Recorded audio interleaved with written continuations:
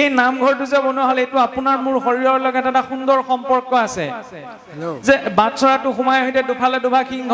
কিয় ৰখা হয় যাতে মনত পেলাই দিয়ে এইখন হৈছে নাম সিংহৰ ক্ষেত্ৰ কোনোবাই যদি মনত কিবা বিষয় ভাষণা চিন্তা লৈ আহিছে সেইখিনিতে থৈ আহিব লাগে ওলাই যাওঁতে লাগিলে আকৌ লৈ যাওঁ আপত্তি নাই সোমাই আহোঁতে অন্ততঃ থৈ আহিব লাগে সোমাই আহোঁতে বাটচৰাটোৱে এই কৰাপাতখনেই হৈছে মনুষ্যৰ শৰীৰৰ চৰণ যুগল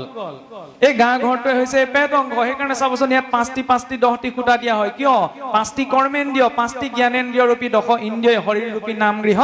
ধৰি ৰাখিছে মণিকূট ভাগ অকনমান পৃথককে বনোৱা হয় কিয় সেই মণিকূট ভাগে হৈছে হীৰ অংশ য'ত কাৰ স্থান পৰমাত্মাৰ স্থান সেইকাৰণে ভগৱন্তৰ নিৰ্মালি আমাৰ ক'ত লোৱা হয় হীৰত আইসকলে হীৰৰ সেন্দুৰকণ কৰ পেলাই কপালৰ অগ্ৰভাগৰ পৰা এই ব্ৰহ্মতালু বা ব্ৰহ্মৰন্ধ্ৰলৈকে কিয় লোৱা হয়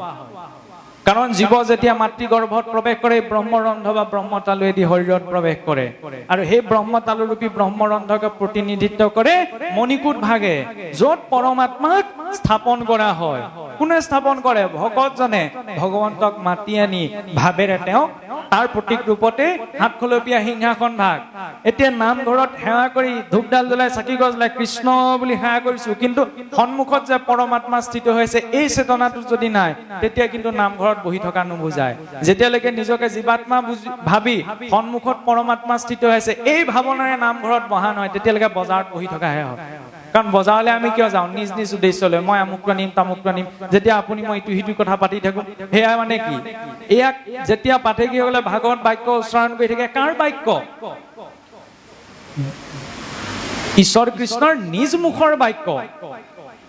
বৈকুণ্ঠৰ শাস্ত্ৰ কৃষ্ণ মুখৰ বচন আপোনাৰ গৃহলৈ গৈ যদি আপোনাৰ কথাত মই গুৰুত্ব নিদিওঁ আপুনি মোক ভাল পাব জানো এয়া কাৰ গৃহ আমি কি বুলি কৈছো নামৰূপী ভগৱন্তৰ গৃহ ইয়াত ভগৱন্তই বাক্য উচ্চাৰণ কৰিছে পাঠকীদ্বয়ৰ জৰিয়তে গতিকে সেই কথাত যদি আমি গুৰুত্ব নিদিওঁ তেতিয়াহ'লে কিন্তু নহব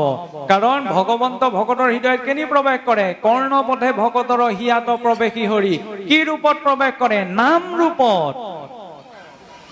কাৰণ যেতিয়া প্ৰতিটো শব্দৰ সৈতে এটা ধ্বনি জড়িত হৈ থাকে ধ্বনিৰ সৈতে এটা তৰংগ ইয়াত যেতিয়া সেই তৰংগখিনি সৃষ্টি হৈছে সেই তৰংগ আহি আপোনাৰ মোৰ কাণত পৰিব লাগিব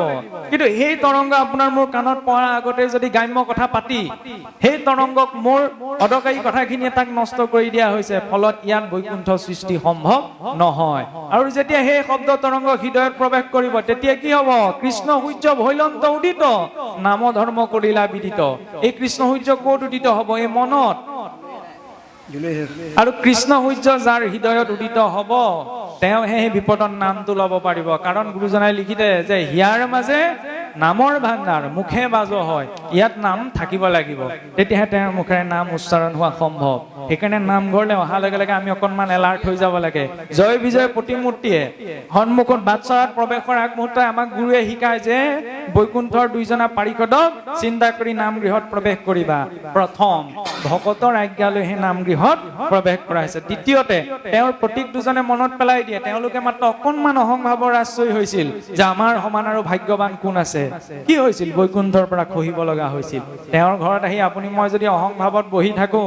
জাতি কুলাচাৰ ধৰ্ম জ্ঞান আদি কৰি ইশব গুণত তুষ্ট নুহি কন্দ হৰি কাৰণ ভগৱন্তৰ সৈতে ফেৰ আমি জাতিৰেও মাৰিব নোৱাৰো কুলেও মাৰিব নোৱাৰো মানেও মাৰিব নোৱাৰো সেইকাৰণে দাস্য ভাৱত আহি ভগৱন্তৰ গুণনাম শ্ৰৱণৰ ব্যৱস্থাটো থাকিব লাগে ভক্তি নৱবিধ আছে সেই নৱবিধৰ মূল কি ৰাখিলে শ্ৰৱণ কীৰ্তন শ্ৰৱণ মানে শুনা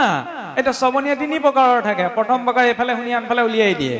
দ্বিতীয় প্ৰকাৰৰ শ্ৰৱণীয় কথাখিনি শুধে হৃদয়ত ধৰি ৰাখি থয় তৃতীয় প্ৰকাৰৰ শ্ৰৱণীয় কথাখিনি শুধে আৰু হৃদয়ত অকণমান বিশ্লেষণ কৰি যায় শ্ৰেষ্ঠ কোনজন এই তৃতীয়জন